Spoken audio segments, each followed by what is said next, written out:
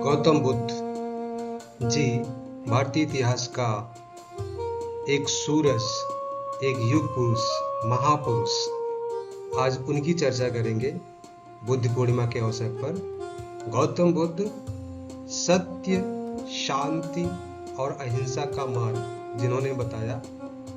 मनुष्य अपने विचारों से निर्मित प्राणी है। वह जैसा सोचता है वैसा ही बन जाता है। ये बहुत ही महत्वपूर्ण वाक्य है, कथन है, विचार है, दर्शन है गौतम बुद्ध का। मनुष्य अपने विचारों से निर्मित प्राणी है।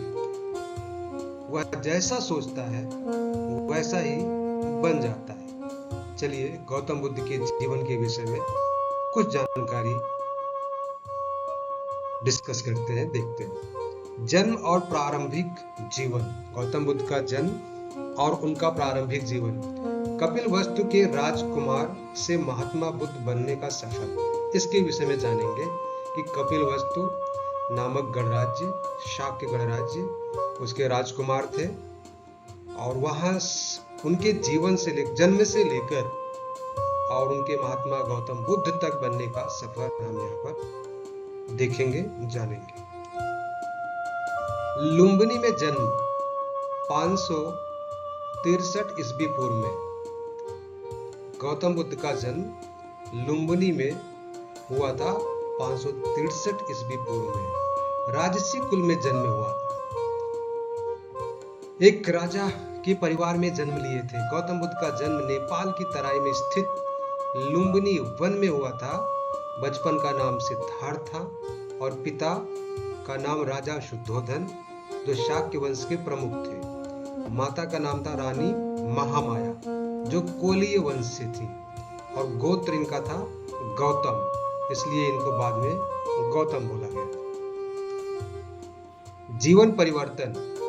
उन्होंने 4 दृश्य देखे जिसकी वजह से उनका जीवन परिवर्तित हुआ।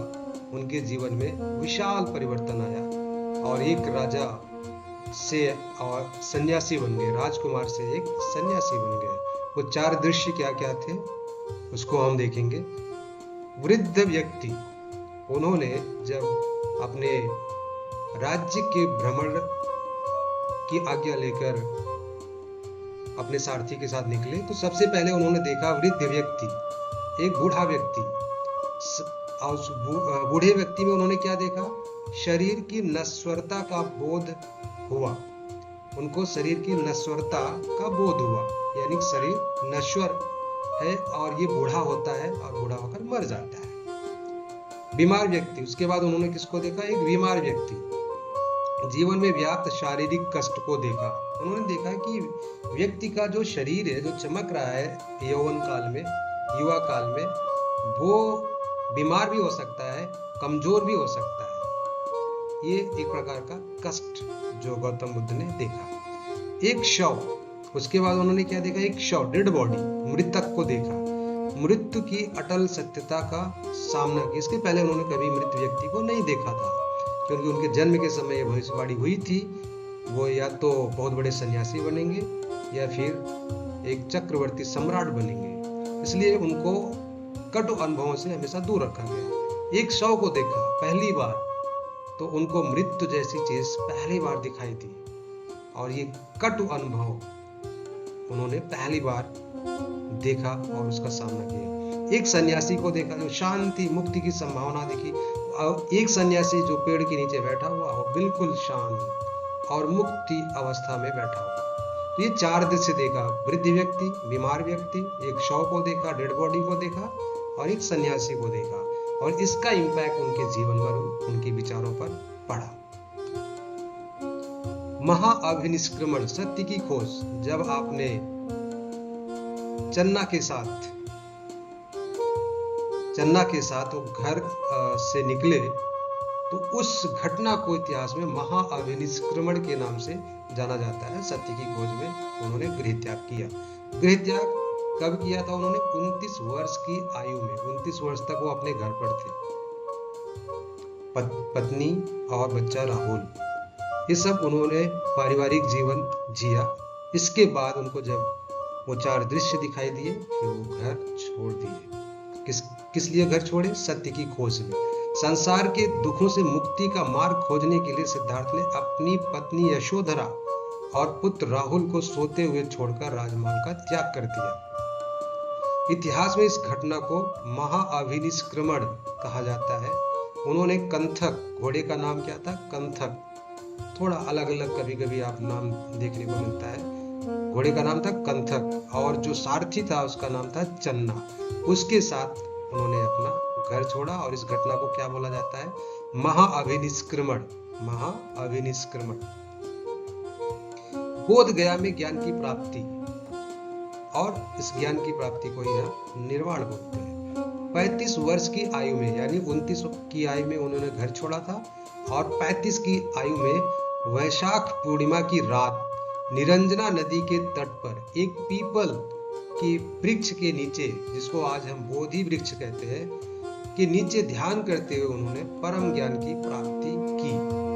उनको 35 वर्ष यानी लगभग 6 साल तक उन्होंने तपस्या की, एक जगह से दूसरे जगह तक, एक ऋषि से दूसरे ऋषि तक, और वो भटकते रहे, चलते रहे, प्रयास करते रहे। अंत में 35 वर्ष की आयु में आपको ज्ञान की प्राप्ति हुई। यहीं से सिद्धार्थ, इसके पहले उनको सिद्धार्थ गौतम बोला जाता था।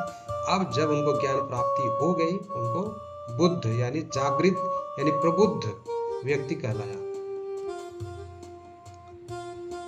धम्म चक्र प्रवर्तन, उन्होंने प्रथम उपदेश सारनाथ में दिया।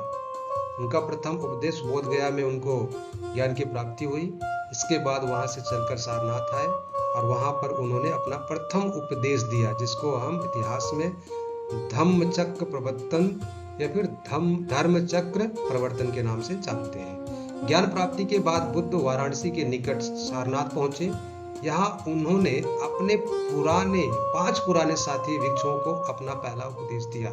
वहां से जब आए तो उनको वही लोग मिले जो उनके साथ कभी एक साथ तपस्या कर रहे थे, सत्य का और ज्ञान की खोज कर रहे थे, लेकिन बीच में छोड़ दिया।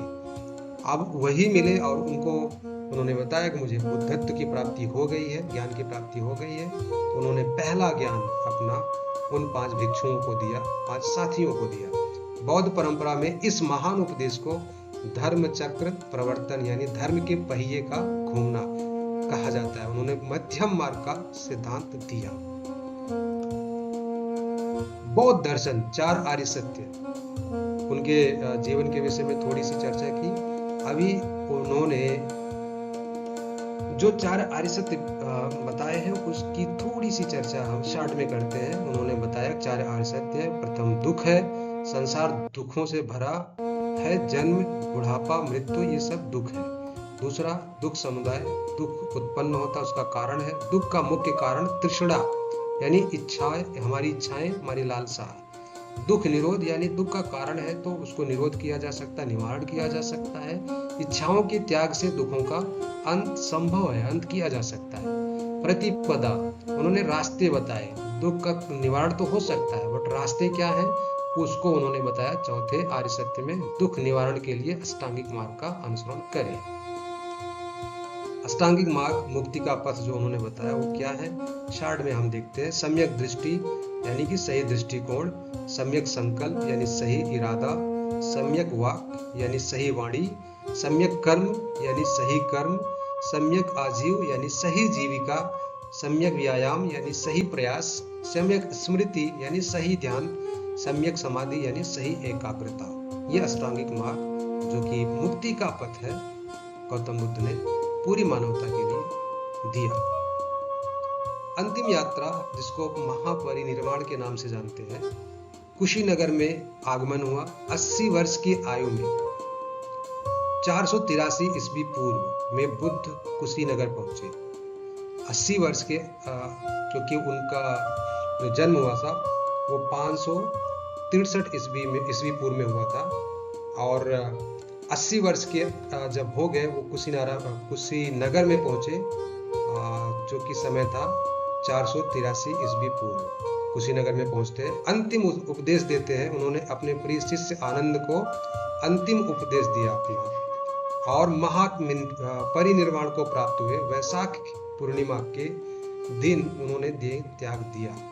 अब ये वैशाख पूर्णिमा इसलिए इम्पोर्टेंट है, किसी वैशाख पूर्णिमा को ही आपका गौतम बुद्ध का जन्म हुआ था, और वैशाख पूर्णिमा को ही आपको ज्ञान प्राप्त हुआ था, और वैशाख पूर्णिमा को ही आपने अपना शरीर त्यागा। निर्वाण की प्राप्ति आपको पहले हो चुकी थी, और महापरिनिर्वाण की प्राप्ति उनको 80 वर्ष की अवस्था में यानी 483 ईस्वी पूर्व में कुशीनगर में हुआ। विरासत उनकी क्या है, उनकी शिक्षाओं को एशिया और पूरे विश्व को प्रभावित किया, पूरे एशिया में और पूरे विश्व में किसी न किसी रूप में फैला, और पूरी मानवता के लिए कहीं न कहीं लाभप्रद हुआ और फायदा पहुंचाया। बुद्ध के जीवन के 4 पवित्र स्थान, इसको भी हम देख लेते हैं। लुम्बिनी जो कि नेपाल में है, यहाँ पर आपका जन्म हुआ था, और राजकुमार सिद्धार्थ का उदय, एक अभी वो गौतम बुद्ध नहीं हुए थे, राजकुमार सिद्धार्थ थे, राजा सुद्धोधन के पुत्र यानी राजकुमार। बोध गया बिहार जो इम्पोर्टेंट है, ज्ञान प्राप्ति हुई थी आपको बोध गया बिहार में। सिद्धार्थ से बुद्ध का जन्म हुआ था, यानी पहले राजकुमार सिद्धार्थ थे, अभी बोध गया बिहार में ज्ञान प्राप्त करने के बाद आप बुद्ध बन गए। सारनाथ उत्तर प्रदेश जो वाराणसी के पास में है, उन्होंने प्रथम उपदेश दिया, और इसको हम धर्म चक्र प्रवर्तन का आरंभ मानते हैं। इसके बाद पूरे जीवन धर्म चक्र प्रवर्तन यानी धर्म के पहियों को लगातार चलाते रहे पूरे जीवन। कुशीनगर उत्तर प्रदेश, वहां पर आपका महापरिनिर्वाण हुआ, संसार से अंतिम विदाई शारीरिक रूप से उन्होंने ली, जबकि उनके विचार अभी भी हमारे लिए महत्वपूर्ण है, हमारे लिए अति महत्व रखते हैं। धन्यवाद। उनका जो महावाक्य है, जो हमें भी बहुत प्रभावित करता है, पूरी मानवता को और आपको सबसे बड़ा तर्कशास्त्री वैज्ञानिक साबित करता है, जिन्होंने इंसान को यानी पर्सन को ज्यादा इंपॉर्टेंस दिया देन किसी अनसीन पावर, दैवी शक्ति को। उन्होंने कहा अप दीपो भाव, अपना प्रकाश स्वयं बनो, यानी अपने जीवन की समस्याओं को सॉल्व करने के लिए किसी और की खोज मत करो, कहीं और मत ढूंढो, अपने अंदर ढूंढो। आपको अपने जीवन की समस्याओं का समाधान आपको खुद मिलेगा, आप अपने रास्ते को खुद बना सकेंगे। तो ये शिक्षा थी भगवान गौतम बुद्ध की, उनके जीवन और उनकी शिक्षाओं से संबंधित छोटा सा ये जर्नी था, यात्रा थी। धन्यवाद। त्रिशरण और पंचशील, आज हम चर्चा करेंगे बौद्ध धर्म के एक अहम, बहुत ही महत्वपूर्ण हिस्सा त्रिशरण और पंचशील पर। बौद्ध धर्म के आधारभूत सिद्धांत और उनकी व्याख्या, उनमें से केवल त्रिशरण और पंचशील की चर्चा हम लोग करेंगे। छोटा सा परिचय बौद्ध धर्म का, एक परिचय। बौद्ध धर्म केवल एक धर्म नहीं है, बल्कि जीवन जीने की एक वैज्ञानिक पद्धति है। भगवान बुद्ध ने मानवता को दुखों से मुक्ति का मार्ग सिखाया। इस मार्ग के 2 प्रमुख स्तंभ हैं, त्रिशरण, इसको हम थोड़ा समझ सकते हैं, आध्यात्मिक सुरक्षा और मार्ग की स्पष्टता। त्रिशरण में क्या है? आध्यात्मिक सुरक्षा और मार्ग की स्पष्टता। पंचशील में क्या है? नैतिक आचरण और सामाजिक समरसता की नियमावली। ये दोनों त्रिशरण और पंचशील में ये चीजें आती हैं। उसका एक सामान्य छोटा सा परिचय। त्रिशरण क्या है? आध्यात्मिक जीवन के 3 मुख्य आश्रय, जो अभी हम चर्चा करेंगे। त्रिशरण में सबसे पहला जो है वो बुद्धं शरणं गच्छामि, ये प्रथम है, बुद्धं शरणं गच्छामि। अक्सर आपने सुना होगा बहुत मौके पर, कहीं पर ये अनुष्ठान या किसी कार्यक्रम के दौरान, या फिर कहीं पर आपने इसकी आवाज भी सुनी होगी, कहीं पर गाया जा रहा होगा। धम्मं शरणं गच्छामि, संघं शरणं गच्छामि, ये प्रथम, द्वितीय और तृतीय, ये त्रिशरण है। प्रथम बुद्धं शरणं गच्छामि, धम्मं शरणं गच्छामि, द्वितीय और तृतीय संघं शरणं गच्छामि। बुद्धं शरणं गच्छामि का मतलब क्या होता है, ये समझने का प्रयास करेंगे। मैं बुद्ध की शरण में जाता हूँ। यहाँ बुद्ध का अर्थ जागृति या सर्वोच्च ज्ञान है, या सत्य की खोज का संकल्प है। समझिए, यही समझने की जरूरत है। मैं बुद्ध की शरण में जाता हूँ, इसका मतलब गौतम बुद्ध की शरण में, उस गौतम बुद्ध एक इंसान थे, उनकी शरण में मैं नहीं जा रहा हूँ, बल्कि बुद्धि, ज्ञान, जागृति और सर्वोच्च ज्ञान की शरण में जा रहा हूँ। अब गौतम बुद्ध ज्ञान के प्रतीक है, जागृति के प्रतीक है, सर्वोच्च ज्ञान के प्रतीक है, तो आप ऐसा मान सकते हो मैं गौतम बुद्ध के शरण में जा रहा हूँ। बट इसका मूल अर्थ है मैं बुद्धं शरणं गच्छामि, ये गौतम बुद्ध की शरण में जाना नहीं, बल्कि बुद्धि की शरण में जाना, ज्ञान की शरण में जाना, जागृति और सर्वोच्च ज्ञान की शरण में जाना, या सत्य की खोज का संकल्प है। जो भी ये त्रिशूल का पाठ करता है वो ये प्रतिज्ञा करता है कि मैं बुद्धि यानी ज्ञान यानी विवेक यानी जागृति की शरण में जाऊंगा, या सत्य की खोज का संकल्प है। बुद्धं शरणं गच्छामि। धम्मं शरणं गच्छामि यानी मैं धम्म की शरण में जाता हूँ। धम्म का अर्थ है सत्य का मार्ग, या प्रकृति के नियम, या सही शिक्षाओं पर चलने का वचन है। ये धम्मं शरणं गच्छामि, ये भी एक प्रतिज्ञा है, एक वचन है, एक संकल्प है कि हम धम्म की शरण में जाने की प्रतिज्ञा करते हैं। इसका मतलब सत्य के मार्ग पर, यानी प्रकृति के नियम के हिसाब से चलने का संकल्प लेते हैं, इच्छा रखते हैं, सही शिक्षाओं पर चलने का वचन लेते हैं। ये द्वितीय शरण है, धम्मं शरणं गच्छामि। संघं शरणं गच्छामि, मैं संघ की शरण में जाता हूँ। संघ उन लोगों का समूह है जो इस मार्ग पर चल रहे हैं, यह सामूहिक शक्ति और अनुशासन का प्रतीक है। यानी जो अभी मार्ग पहले बताया गया, बुद्ध की शरण में और धम्म की शरण में सभी चलने वाले लोगों का एक संघ है, एक समूह है। इन सब के साथ में मैं भी चलता हूँ, उस संघ में मैं भी चलता हूँ, जहाँ पर लोग सत्य के मार्ग पर चल रहे हैं, प्रकृति के नियम के हिसाब से चल रहे हैं, जागृति और सर्वोच्च ज्ञान के रास्ते पर चल रहे हैं। ऐसे लोगों के साथ में मैं भी चलता हूँ, ऐसा वचन देते हैं, ऐसा हम प्रतिज्ञा करते हैं। त्रिरत्न, इसको त्रिरत्न भी, त्रिशरण है, त्रिरत्न भी बोला जाता है। त्रिरत्न, इसका महत्व क्या है? अनंत आध्यात्मिक शक्ति है, इससे हमको प्राप्त होती है। ये तीन रत्न बुद्ध, धम्म और संघ, बुद्ध, धम्म और संघ किसी भी साधक के लिए सुरक्षा कवच के समान है। बुद्ध ज्ञान का प्रतीक है, धम्म उसका ज्ञान का विस्तार है, और संघ उस ज्ञान को व्यवहारिक रूप देने वाला समुदाय है। इन तीनों शरणों का ग्रहण करने का अर्थ है स्वयं को सत्य और करुणा के प्रति समर्पित करना। पंचशील, अब हम चर्चा करते हैं त्रिशरण के बाद। त्रिशरण में हमने चर्चा किया बुद्ध, धम्म और संघ। अभी हम पंचशील की चर्चा करेंगे, जो कि गृहस्थों के लिए 5 नैतिक आचार व्यवहार के रास्ते बताए गए हैं। तो कौन कौन से, उसकी चर्चा करेंगे। पाली गाथा में क्या बोला जाता है और उसका हिंदी व्याख्या क्या है। इसकी पंचशील पाली गाथा और उसका अर्थ। पाली गाथा में क्या बोला गया वो हम पढ़ेंगे, साथ में हम उसका हिंदी अर्थ भी जानेंगे। पाड़ाती पाता वे रमड़ी, पहला जो पंचशील का जो पहला शील है, पाड़ाती पाता वे रमड़ी, इसका मतलब होता है मैं जीव हिंसा से विरत रहने की शिक्षा ग्रहण करता हूँ। मैं जीव हिंसा से विरत रहने का, यानी जीव हिंसा नहीं करूंगा, ऐसी मैं शिक्षा ग्रहण कर रहा हूँ। दूसरा जो शील है पंचशील में से, आदिन्नदाना वे रमड़ी, आदिन्नदाना वे रमड़ी, यानी कि मैं चोरी करने से विरत रहने की शिक्षा ग्रहण करता हूँ। मैं चोरी नहीं करूंगा, मैं कभी चोरी नहीं करूंगा, ऐसी शिक्षा में ग्रहण करता हूँ। आदिन्नदाना वे रमड़ी, मैं चोरी नहीं करूंगा। कामेषु मिच्छाचारा, कामेषु मिच्छाचारा वे रमड़ी,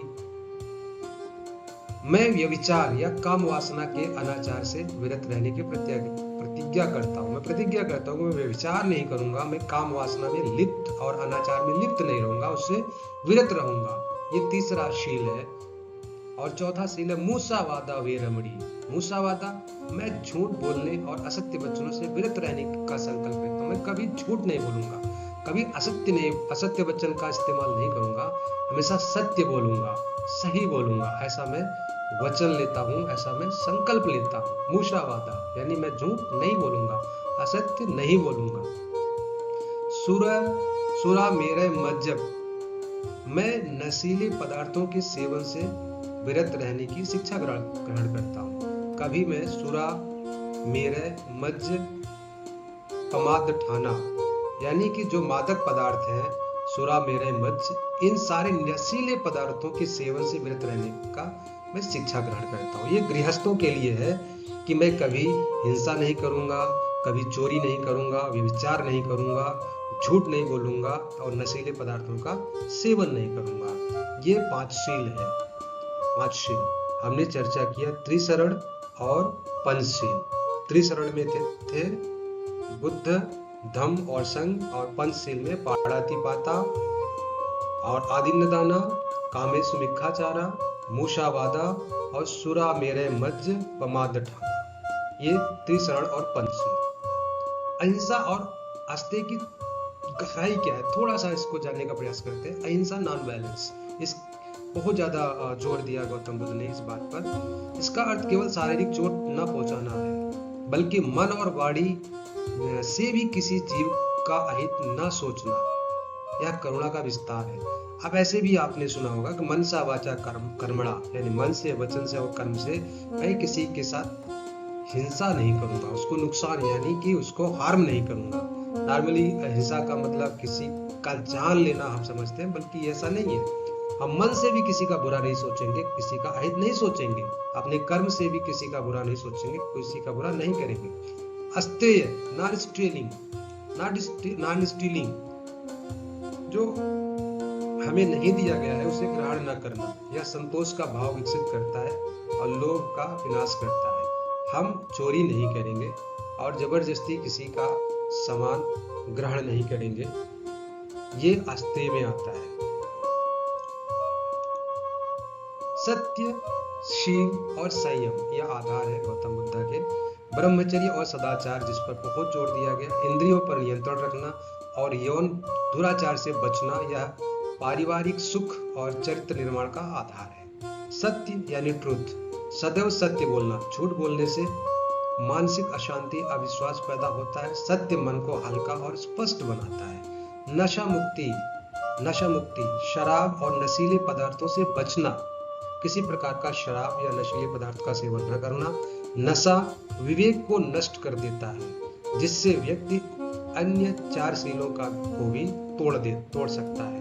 तो ये त्रिशरण और पंचशील को हमने थोड़ा डिटेल में जानने का प्रयास किया, और इसको दैनिक जीवन में अभ्यास कैसे कर सकते हैं।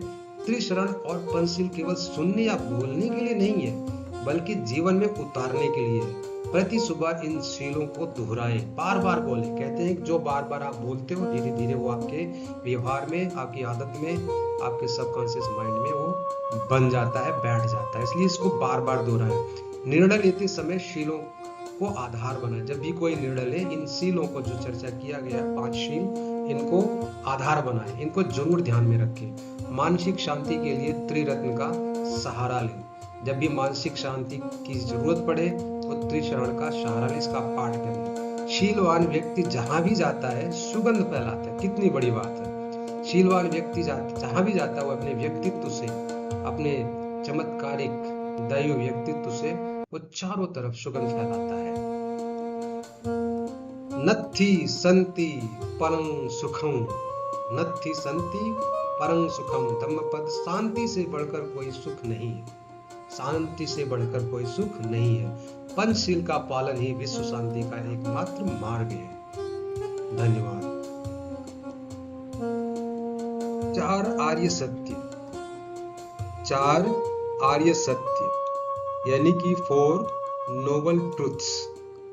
आज बुद्धि पूर्णिमा के अवसर पर हम 4 आर्य सत्य और 4 नोबल ट्रूथ इनके विषय में चर्चा करेंगे। ये आधार है, मूलभूत सिद्धांत है बुद्धिज्म के एंड बौद्ध धर्म के। इन्हीं की चर्चा आज हम करेंगे। 4 आर्य सत्य गौतम बुद्ध के उपदेशों का आधार है। ये 4 आर्य सत्य जिसकी आज हम चर्चा करेंगे वो गौतम बुद्ध के उपदेशों के आधार है। Basic teachings of Gautam Buddha. प्रस्तावना में अगर हम चर्चा करें तो 4 आर्य सत्य बौद्ध धर्म का मूल आधार है। पूरा बौद्ध धर्म जो टिका हुआ है इन्हीं 4 आर्य सत्यों पर है।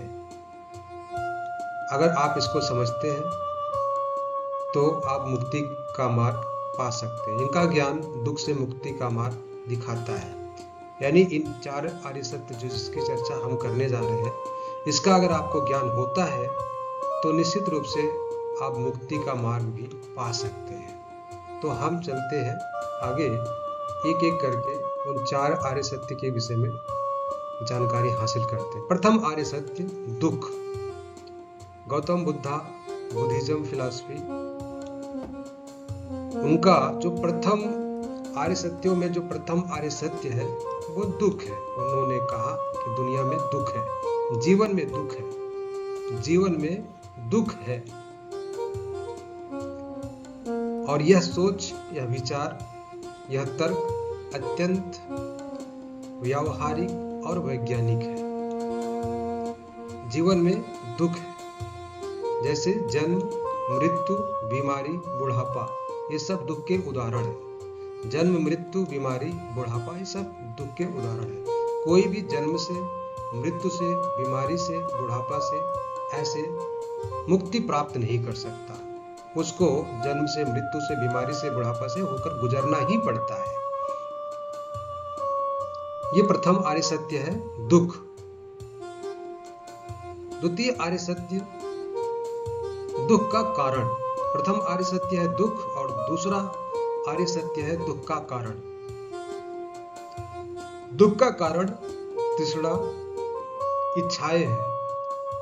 जो हमारे दुख है उसके जो कारण है हमारी तृष्णा, यानी हमारी इच्छाएं हैं। यानी हमारी इच्छाएं ही, हमारी तृष्णा ही हमारे दुखों का कारण बनती है। अतृप्त इच्छाएं दुख उत्पन्न करती है। हम बहुत सारी इच्छाएं पालते हैं, बहुत सारी तृष्णा रखते हैं, उसके पीछे भागते रहते हैं, उसमें से कुछ ही परितृप्त हो पाती है, तृप्त हो पाती है और बहुत सारी अतृप्त रह जाती है। वही अतृप्त इच्छाएं हमारे दुखों का कारण बनती है और दुखों का पहाड़ बनाती है। तो प्रथम जो आर्य सत्य है वो दुख और द्वितीय आर्य सत्य दुख का कारण। और दुख का कारण जो गौतम बुद्धा ने बताया वो हमारी तृष्णा, हमारी इच्छाएं हैं।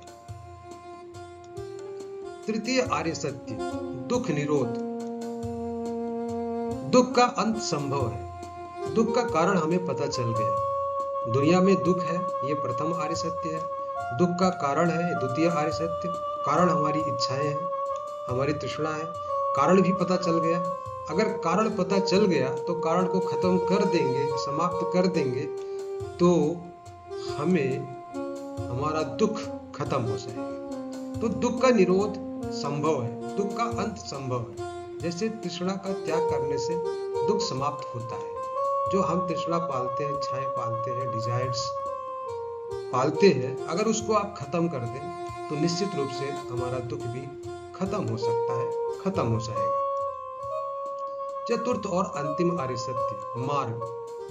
दुख है, दुख का कारण है और दुख का निवारण है। तो निवारण करने के लिए कुछ मार्ग भी होंगे, कुछ रास्ते भी होंगे, कुछ पाथ से होंगे जिससे गुजरने के बाद हम दुख से मुक्ति प्राप्त कर सकते हैं। तो गौतम बुद्धा ने मुक्ति का मार्ग सुझाया है। दुख से मुक्ति का मार्ग है अष्टांगिक मार्ग। दुख से मुक्ति का मार्ग है अष्टांगिक मार्ग। यानी इस अष्टांगिक मार्ग पर चलकर हम जो दुनिया के जीवन के दुख है उससे मुक्ति प्राप्त कर सकते हैं। और कुछ एग्जाम्पल है सम्यक दृष्टि, सम्यक संकल्प। इसके आगे हम देखेंगे इसको डिटेल्ड में।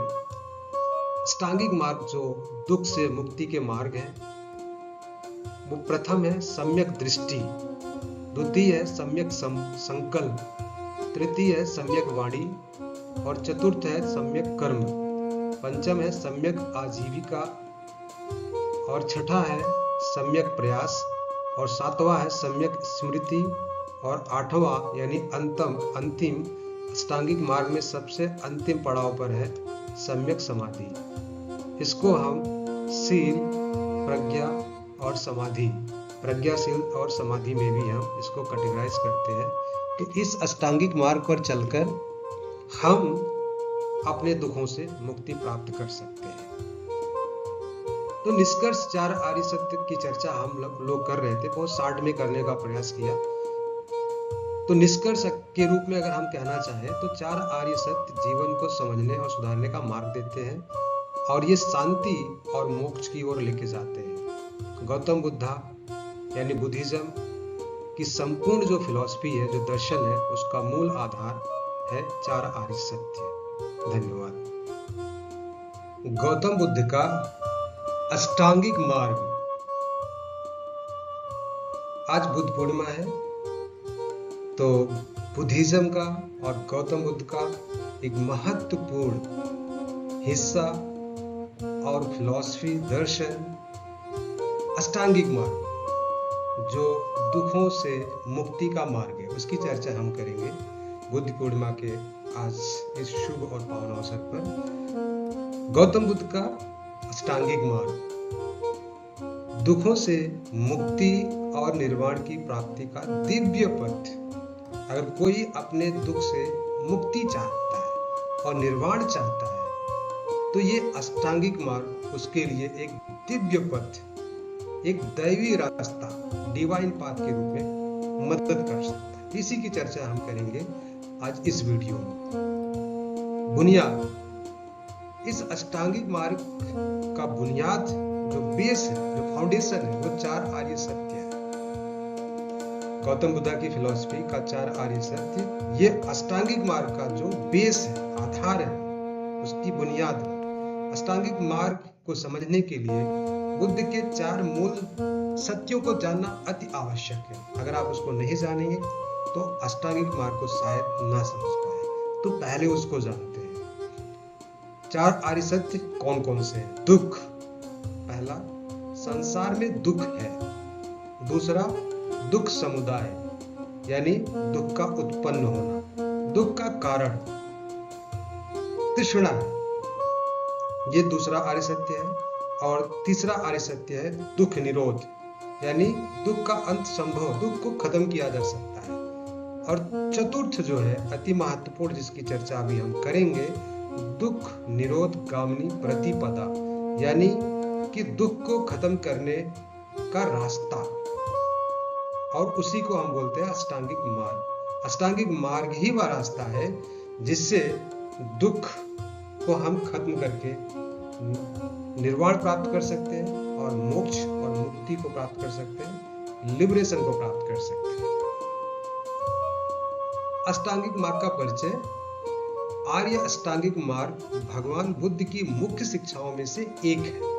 अष्टांगिक का अर्थ है 8 अंगों वाला मार्ग, जिसमें 8 अंग हैं, 8 रास्ते हैं, 8 पाथ्स। इसको 8 फोल्ड पाथ्स भी बोला जाता है। इसे मध्यम मार्ग भी कहा जाता है क्योंकि यह विलासिता और कठोर तपस्या के बीच का रास्ता है। यह मार्ग केवल बौद्धों के लिए नहीं है, बल्कि पूरी मानवता के लिए शांति का पथ है। इसका उद्देश्य तृष्णा यानी इच्छाओं को शांत कर मोक्ष यानी मुक्ति प्राप्त करना है। मार्ग के 3 मुख्य स्तंभ हैं। ये अष्टांगिक मार्ग के 3 मुख्य स्तंभ है जिस पर यह अष्टांगिक मार्ग टिका हुआ है। पहला है प्रज्ञा, दूसरा है शील और तीसरा है समाधि। प्रज्ञा यानी विजडम, शील यानी एथिक्स, समाधि यानी मेडिटेशन। प्रज्ञा, शील, समाधि। सत्य का साक्षात्कार और सही ज्ञान प्राप्त करना, इसमें सम्यक दृष्टि और सम्यक संकल्प आते हैं।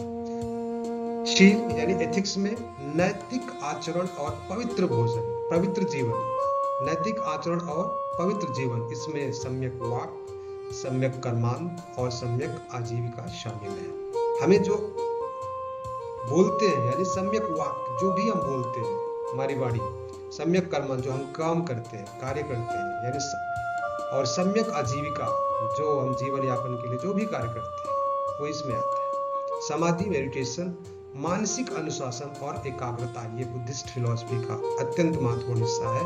अष्टांगिक मार्ग का भी अत्यंत महत्वपूर्ण हिस्सा है। इसमें सम्यक व्यायाम, सम्यक स्मृति और सम्यक समाधि आती है। प्रज्ञा, सम्यक दृष्टि और संकल्प, इसमें दो पाथ है, एक सम्यक दृष्टि, दूसरा सम्यक संकल्प। राइट व्यू, सम्यक दृष्टि मतलब राइट व्यू, चीजों को उनके वास्तविक स्वरूप में देखना और चार आर्य सत्यों को समझना। ये राइट व्यू क्या है? जब हम चीजों को उनके वास्तविक स्वरूप में देखते हैं और चार आर्य सत्यों को, जिसकी हमने चर्चा की, उसको समझते हैं। दूसरा सम्यक संकल्प यानी राइट रिजॉल्व, मानसिक और नैतिक विकास की प्रतिज्ञा करना। कैसी प्रतिज्ञा करना? मानसिक और नैतिक विकास की प्रतिज्ञा करना। हिंसा और बुराई का त्याग कर करुणा का संकल्प लेना, ये है संकल्प। किस प्रकार का संकल्प? मानसिक और नैतिक विकास और हिंसा और बुराई का त्याग करके करुणा के रास्ते पर चलना, इस तरह का संकल्प लेना। शील, जिसमें सम्यक वाणी और कर्म, ये दो आते हैं। सम्यक वाक यानी राइट स्पीच, झूठ ना बोलना, चुगली ना करना, कठोर शब्दों का त्याग और सत्य एवं मधुर वाणी बोलना।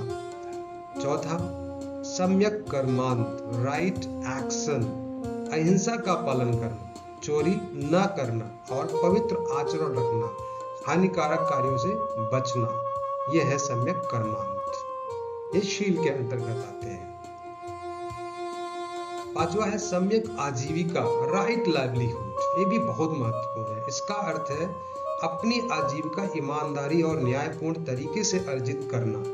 बुद्ध ने उन व्यवसायों से बचने की सलाह दी जो दूसरों को हानि पहुंचाते हैं, जैसे शस्त्रों का व्यापार, विष या जानवरों की हत्या। एक शुद्ध जीवन के लिए शुद्ध कमाई अनिवार्य है।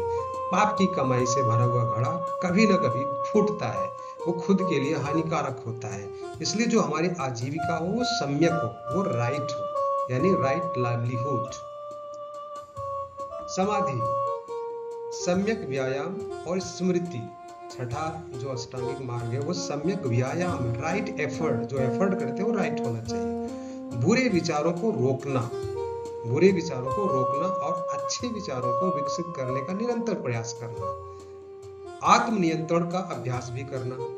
सातवां है सम्यक स्मृति, राइट माइंडफुलनेस, जो हमारा माइंडफुलनेस है, हम माइंड में जो भी चीजें रखते हैं वो राइट होना चाहिए। जैसे अपने शरीर, भावनाओं और विचारों के प्रति हर क्षण सजग रहना, वर्तमान में जीना और वर्तमान में जीना सीखना, यह है सम्यक स्मृति। हमेशा अब्सेंट माइंडेडनेस में नहीं रहना है, बल्कि माइंडफुलनेस अवस्था में रहना है। हमें हमेशा वर्तमान में रहना है, अपने शरीर, भावनाओं, विचारों के प्रति हर क्षण सजग रहना है। जो अंतिम यानी आठवां अष्टांगिक मार्ग के अंतर्गत जो आता है वो सम्यक समाधि, राइट कंसंट्रेशन। समय समय पर हमें राइट कंसंट्रेशन का भी अभ्यास करना चाहिए।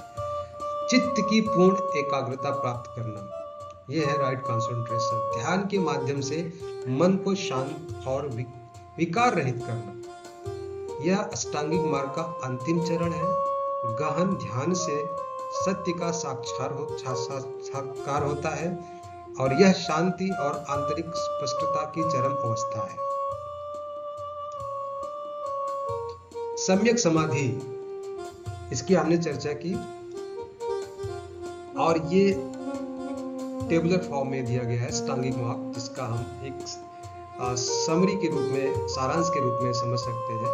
जो मार्ग का अंग है और उसका हिंदी नाम क्या है, इंग्लिश नाम है, और उसका मुख्य उद्देश्य क्या है। राइट व्यू यानी सम्यक दृष्टि, इसमें हमें सत्य का बोध होना चाहिए। राइट इंटेंट यानी सम्यक संकल्प, ये पवित्र इच्छा, जो भी हमारी इच्छा वो पवित्र होनी चाहिए। राइट स्पीच, यानी जो बोलते हैं, जो भी कुछ भी बोलते हैं, हमारे जबान से जो भी कुछ भी निकलता है वो सत्य होना चाहिए, सत्यवादी होनी चाहिए। राइट एक्शन, जो हमारे कर्म होते हैं, कार्य होते हैं, वो भी सम्यक कर्मांत यानी अच्छे होने चाहिए। अहिंसक कर्म, जो हमारे कर्म होने चाहिए वो अहिंसक, किसी को नुकसान नहीं पहुंचाए। मनसा वाचा कर्मणा, किसी भी रूप में किसी को नुकसान न पहुंचाए, हानि न पहुंचाए। राइट लाइवलीहुड, सम्यक आजीविका यानी कमाई जो हो वो न्यायपूर्ण होनी चाहिए। राइट एफर्ट, जो हमारा एफर्ट, जो भी प्रयास हम करते हैं अपने लाइफ में, सम्यक व्यायाम यानी मानसिक शुद्धि। राइट माइंडफुलनेस, हमारी स्मृति जो है वो राइट होनी चाहिए। निरंतर सजग रहना चाहिए, हमेशा जागरूक रहना चाहिए। सोई हुई अवस्था में, अब अब्सेंट माइंडेड अवस्था में हमें नहीं रहना चाहिए। राइट कंसंट्रेशन यानी सम्यक समाधि। परम एकाग्रता, हमें एकाग्र भी रहना चाहिए, कंसंट्रेटेड मुद्रा में भी रहना चाहिए, ये भी बहुत अहम हिस्सा है। निर्वाण, परम लक्ष्य। अष्टांगिक मार्ग का परम लक्ष्य क्या है? दुख का अंत, दुख का लोप। और वो दुख का लोप क्या है? उस अवस्था को निर्वाण कहते हैं। अष्टांगिक मार्ग का जो अनुसरण करने वाला व्यक्ति है वो दुखों के चक्र से मुक्त होकर निर्वाण प्राप्त करता है। यह वह अवस्था है जहां लोभ, द्वेष और अज्ञान का अंत हो जाता है और केवल शाश्वत शांति शेष रहती है। इसको हम कहते हैं निर्माण, जहां पर लोभ नहीं रहता, द्वेष नहीं रहता, अज्ञान नहीं रहता। इस अवस्था को हम बोलते हैं निर्वाण। और इस अवस्था को प्राप्त करने के बाद हमें किसी प्रकार का कोई कष्ट, कोई दुख नहीं होता है। धन्यवाद। मनुष्य अपना भाग्य स्वयं बनाता है। गौतम बुद्ध इतने महान युग पुरुष, उन्होंने व्यक्ति को बहुत ज्यादा इंपॉर्टेंस दिया, व्यक्ति के परे की सत्ता को उतना इंपॉर्टेंस नहीं दिया। और उन्होंने यहाँ तक कि कहा कि मनुष्य अपना भाग्य स्वयं बनाता है। उसका भाग्य कोई किसी किताबों में बंद नहीं है, कोई किताब बनती है उसमें उसका भाग्य होता है, ऐसा नहीं है। वो अपना भाग्य स्वयं बनाता है, अच्छे कर्मों से, अच्छे विचारों से, अच्छे व्यवहार से, अच्छी सोच से वो अपना कर्म बना सकता है। धन्यवाद। आज बुद्ध पूर्णिमा है। बुद्ध पूर्णिमा के इस शुभ, पावन और पवित्र अवसर पर हम ये जानने का प्रयास करेंगे कि बुद्ध पूर्णिमा क्यों मनाया जाता है, बुद्ध पूर्णिमा क्यों मनाया जाता है, कब मनाया जाता है, कैसे मनाया जाता है, और यहाँ तक कि किसके द्वारा मनाया जाता है। इसी की चर्चा हम इस वीडियो में करेंगे। Buddha Purnima, this is celebrating the light of wisdom and compassion. ये विजडम और कंपैशन के प्रकाश को सेलिब्रेट करना है, क्योंकि बुद्धा ज्ञान के प्रतीक है और ज्ञान प्रकाश का प्रतीक है। तो बुद्ध पूर्णिमा के दिन हम विजडम और कंपैशन को सेलिब्रेट करते हैं। Buddha Purnima is a sacred occasion that marks the birth, enlightenment, Bodhi and Mahaparinirvana of lord Buddha. ये लॉर्ड बुद्धा के जीवन के 3 अहम पहलू को दिखाता है, शो करता है। जब उनका बर्थ हुआ था वो भी पूर्णिमा के दिन हुआ था। एनलाइटनमेंट यानी बोधि जब उनको प्राप्त हुआ था वो भी पूर्णिमा के दिन हुआ था। और महापरिनिर्वाण आपका जो हुआ था वो भी पूर्णिमा के दिन हुआ था। इसलिए ये बेहद खास अवसर है, समय है बुद्ध पूर्णिमा का। When, ये कब मनाया जाता है? It is celebrated on the full moon day, Purnima of the Vaishakh month, that is April and May। ये वैशाख महीने के, यानी जो इंग्लिश के अप्रैल और मई के महीने में पड़ता है, पूर्णिमा यानी फुल मून डे को सेलिब्रेट किया जाता है। इसी दिन गौतम बुद्धा का जन्म हुआ था, इसी दिन गौतम बुद्धा को ज्ञान प्राप्त हुआ था और इसी दिन आपका परिनिर्वाण भी हुआ था। वही यार ये कहाँ सेलिब्रेट किया जाता है? Observe by millions around the world. ये केवल एक जगह पर नहीं, यानी केवल भारत में ही नहीं, पूरी दुनिया में, specially countries with Buddhist tradition. बहुत सारे ऐसे बुद्धिस्ट नेशन भी है जहां पर ये बुद्ध पूर्णिमा को सेलिब्रेट किया जाता है। हु यानी कौन मनाता है? Buddhists and people from all walks of life who follow the teachings of peace, love and compassion. ये किसी पार्टिकुलर रिलीजन तक सीमित नहीं है। जो भी पीस, लव और कंपैशन को फॉलो करने वाले लोग हैं वो सभी इस बुद्ध पूर्णिमा को सेलिब्रेट करते हैं, इसका हिस्सा बनते हैं। What is it? ये किसके विषय में? A day to honor Lord Buddha's life, his teachings and the path he showed to humanity. ये एक ऐसा दिन है जहाँ पर बुद्धा के लाइफ के विषय में हम चर्चा करते हैं, उनके टीचिंग्स के विषय में चर्चा करते हैं और उस रास्ते के विषय में भी चर्चा करते हैं जिस रास्ते को उन्होंने पूरी मानवता यानी ह्यूमैनिटी को एक रास्ता जो दिखाया था उसके विषय में भी चर्चा करते हैं। Why is it important? ये हमारे लिए इम्पोर्टेंट क्यों है? It inspires us to live mindfully and follow the path of wisdom, ethics and compassion. ये हमारे लिए इसलिए इम्पोर्टेंट है क्योंकि ये इंस्पायर करता है किस तरह के जीवन के लिए? माइंडफुल जीवन के लिए और विजडम, एथिक्स, कंपैशन के रास्ते पर चलने के लिए। इसलिए हम इसको इम्पोर्टेंट मानते हैं, बहुत महत्वपूर्ण मानते हैं। इसका सिग्निफिकेंस क्या है? Birth Prince Siddhartha Gautam was born in Lumbini, Nepal. आज के ही दिन यानी पूर्णिमा, जो बैसाखी मास, अप्रैल और मई महीने का जो बैसाखी मास आता है उसमें जो पूर्णिमा का अवसर आता है, उसी पूर्णिमा के अवसर पर सिद्धार्थ गौतम का जन्म हुआ था। कहाँ पर? लुम्बिनी, नेपाल में। एनलाइटनमेंट यानी जो उनको ज्ञान की प्राप्ति हुई थी, बोधि की प्राप्ति हुई थी, वो भी पूर्णिमा के दिन ही हुई थी। He attained enlightenment under the Bodhi tree in बोध गया। जो पीपल का पेड़ था वो बोधि वृक्ष के नीचे, जिसको बाद में बोधि वृक्ष बोला गया, कि तो सामान्य सा वृक्ष था मगर उसके नीचे बैठकर सिद्धार्थ गौतम को ज्ञान की प्राप्ति हुई, इसलिए उसको बोधि वृक्ष भी आज के डेट में बोला जाता है। महापरिनिर्वाण, ये attained nirvana in Kushinagar, living behind eternal wisdom for humanity. उन्होंने इस देह को, इस दुनिया को छोड़ा इसी दिन, पूर्णिमा के दिन, वैसाखी मास के पूर्णिमा के दिन। तो ये तीन घटनाएं, बर्थ, एनलाइटनमेंट और महापरिनिर्वाण, यानी उनका जन्म, उनका ज्ञान और उनका महापरिनिर्वाण, यानी इस दुनिया को छोड़ना, इस देह को छोड़ना, ये तीनों घटनाएं इसी पूर्णिमा के अवसर पर हुआ था। इसलिए इसको हम विशेष मानते हैं, इसलिए इसको सिग्निफिकेंट मानते हैं। हाउ इट इज सेलिब्रेटेड, कैसे हम सेलिब्रेट करते हैं? सेलिब्रेट करने की पद्धति या शैली क्या है, तरीके क्या है? Visit to temples, devotees visit temples, offer prayers and pay homage to lord Buddha. Monasteries बनी हुई है पूरे देश में, पूरी दुनिया में। वहाँ पर जो उसके डिवोटीज होते हैं, जो भक्त होते हैं, जो अनुयायी होते हैं, वहाँ पर जाते हैं और लॉर्ड बुद्धा को सम्मान और होमेज देते हैं। मेडिटेशन एंड प्रेयर, और इसी दिन मेडिटेशन भी करते हैं और प्रेयर भी करते हैं। People meditate, chant mantras, listen to Buddhist teaching.